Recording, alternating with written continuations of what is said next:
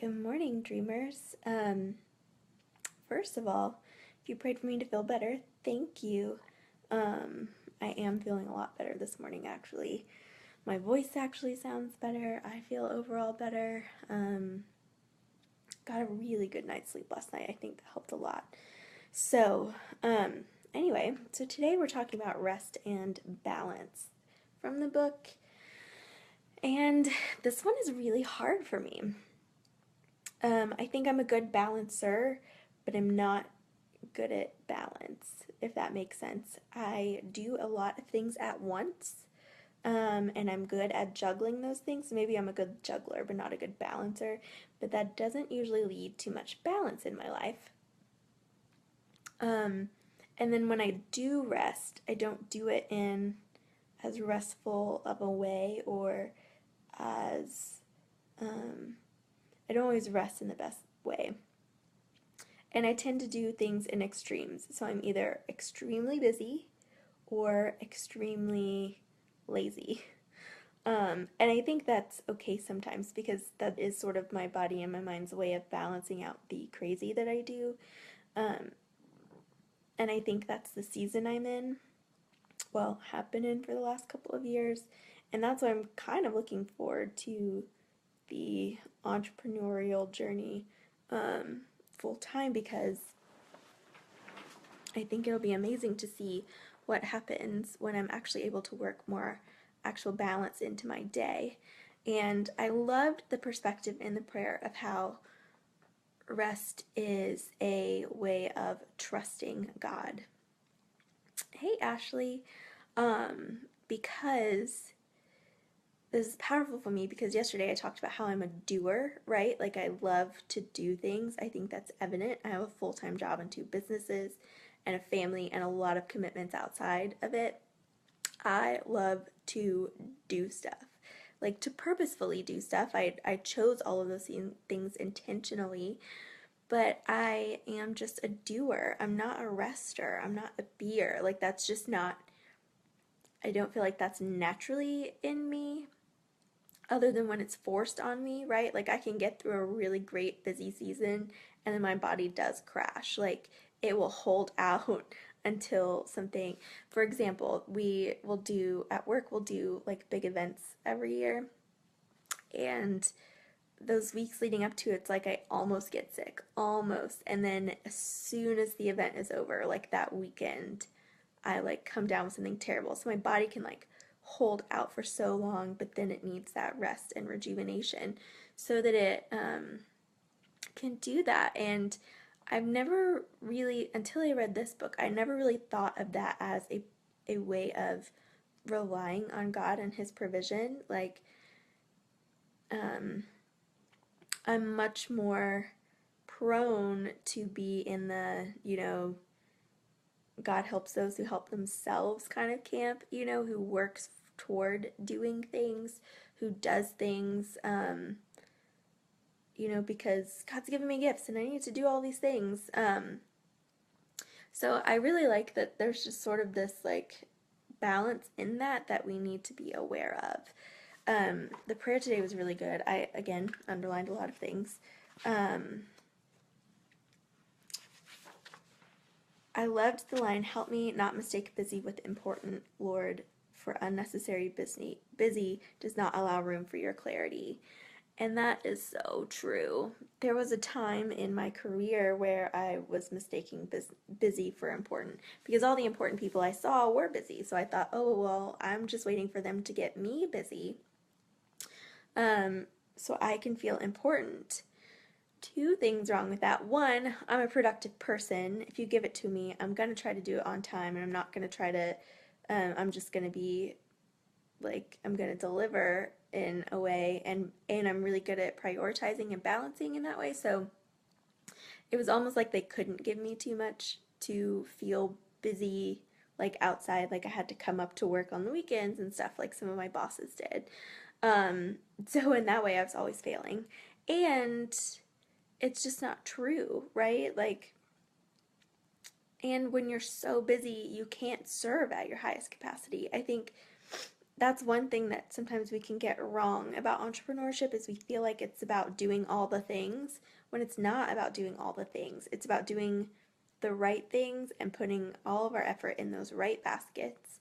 And sometimes we just forget and um, to to rest or to focus on a few things over a lot. And that's what one book I read this summer called Essentialism, and that's actually it's part of the reason why I'm leaving my job is because there just came a point when I can't effectively focus on everything, right? And to cut some things out is to do service to myself, but also to better glorify God in the things that I do choose to do, because I am then able to serve at my highest capacity, which I think is important, to be a good steward of the gifts that He's given. Um, I also underlined, when I feel like I can't make time for rest, give me the security of knowing that you are my most fulfilling and gratifying investment. Lord, help me not confuse rest with being unproductive. And I think that's something we do a lot. Or maybe this is just me. I do a lot of, oh, I'm so unproductive when I'm not resting or when I'm resting because again, I do like those like extremes. So I'll be doing a lot and then I'll spend 2 days on the couch watching Netflix, and that's not productive, in the traditional sense, but it is resting me, it's recharging me, it's giving me good stories. I think it's feeding a part of me. Is that the best way to rest? Probably not. In fact, we'll get to that in a little bit. I'm working on some other ways to rest that are maybe a little bit healthier. Um, so things like that, I think it's important that we not forget that rest is a productive part of our lives. If we don't work rest in some way, it can even be doing something. Like my husband finds working on his car restful. He literally took off a week of vacation from work in order to do that. And that's a way that he's recharging. So I think you need to find either restful activities or just rest so that your brain and your body can recharge. And so you can be that creative person. You can be that servant that you want to be. Okay, and then basically wanted to just read this whole last paragraph, second to last paragraph, because I think it's so great. When I want to control every detail, make me broken so you can make me whole. Raise your hand if you're a control freak. That's me. When I'm hesitant, help me trust that you brought me to this place in anticipation and excitement of doing your will. I feel like this is a lot of me right now with all the transition. There's some areas of my life I feel really hesitant in, and so remembering that I'm here for a reason and to be excited about that. So that can be really good to cling to when we're feeling so bogged down. And it gives us permission to rest and show that He will do work. Glad I'm not alone, Ashley. When I'm trying to force something, remind me that you have already written my story. And when I feel weak, help me see these opportunities, for those are the cracks you're wanting to fill and the places you're wanting to grow. And I think that's one thing. I look at weaknesses as not a great thing, in general. But I'm starting to flip that, right? Because while we are meant to serve in our strengths, there are moments when we'll be doing things that are considered weaknesses. And I think that's one thing that's a little bit different. I feel like a lot of people will tell you, always serve in your strength, always serve in your strength. And sometimes we do ourselves a disservice that way. I think at least in the church, right? Like we do our spiritual gifts tests, we know exactly what we should be doing. But sometimes we allow those things to keep us from what we are supposed to be doing. Like, just because I don't have the gift of evangelism doesn't mean that I don't have to share the gospel, right? That's just not how it works. So just because I don't have the skill of, email doesn't mean that I can just ignore that, right? Like that just doesn't make sense. Sometimes we are doing things out of our weakness, but we have the added opportunity of knowing that God can work through that, and in fact, He loves to, because in our weakness, His strength is made full, right? He is able to fill in those gaps, and we can say, oh, thank God because praise the Lord, because He has shown up in this way and equipped me and helped me.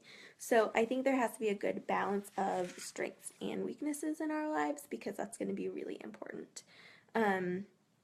To be strong and to serve at your highest capacity, like I keep talking about, because that's just one of my passions, but to also allow room for God to work in those things. And then, so my favorite verse section from this week was the Isaiah 40 section. Do you not know? Have you not heard? The Lord is the everlasting God, the creator of the ends of the earth. He will not grow tired or weary, and his understanding no one can fathom. He gives strength to the weary and increases the power of the weak. Even youths grow tired and weary, and young men stumble and fall. But those who hope in the Lord will renew their strength. They will soar on wings like eagles. They will run and not grow weary. They will walk and not be faint. And I think what this shows us is, like, even young people, like even those who are supposed to be really strong will grow weary. But we need to not just give ourselves physical rest, we need to give ourselves spiritual rest.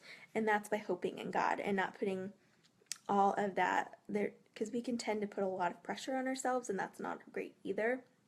We need to find a good balance spiritually and physically, because I think it makes a big difference. Last couple of things before I hop off and eat breakfast. I loved in the devotional the last line where it says, rest is not a luxury, it's obedience and surrender. And I think that's so important, because I feel like surrender has just been kind of like a word that's been on my heart a lot lately. In fact, I have a calendar event that pops up every day around 11:15 that says I surrender, just so that I remember that I'm in this, and I know that I'm moving forward in it, and I know that it's scary, but I surrender to do that. And I feel like that's what rest can be too. Like, when I see that, I can then rest from worrying, and I can rest from, being busy, because I'm actually surrendering. I'm looking to obey, because that's what success is to us, is obeying, obedience. And so rest isn't something that we can just think, oh, that's just for rich people, or that's just for those people who don't have this, or this that's going on that I have going on. It's something that helps us, and it keeps us in an abundance mindset, and it reminds us who's actually in control. Because there are times when you can be doing all the things and it not be fruitful.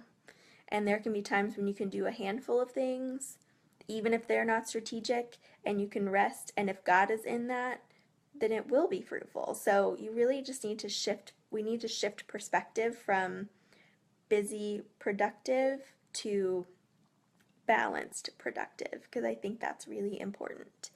And so it asks, like, what are some things that we need to do to maintain rest this month?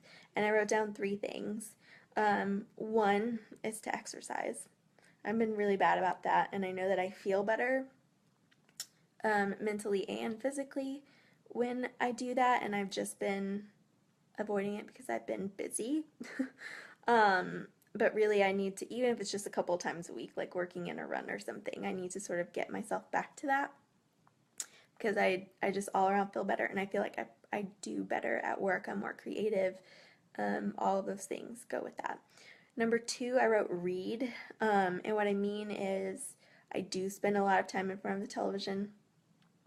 And I think I need more quiet space in my life. I don't have a lot of just like quiet time. Like, even in the car, I'm listening to podcasts. Even, while I'm getting ready, I'm listening to music or a podcast probably.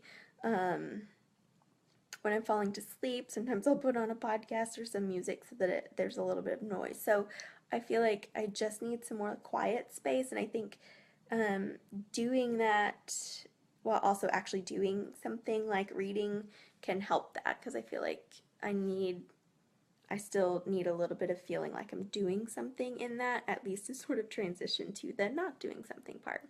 So I'm trying to balance how I approach that. And lastly is structured days and activities. There's only so much I can do about that in this season, but on the days that I do have control over my time, really just working on being good with my time and structuring my day so that I am productive, but also working in restful activities so that my mind can be fresh for all of the big tasks that I do and not just a couple of them, or the first ones that I choose to do. So those are the ways that I'm going to be seeking rest and balance this month, and I hope that you wrote down some good insights too from today's prayer. I look forward to hearing them and seeing them. I've seen a few again come through, or that you guys are watching the videos, so I'm hoping that this is good for you, and just know that I'm still praying for you guys, and also look for a post later today that if you need to re-buddy up or something, be sure to comment on that, because that will be where I'll know that that's supposed to happen. So I'll work on re-pairing people at that point. And yeah, okay, talk to you guys later.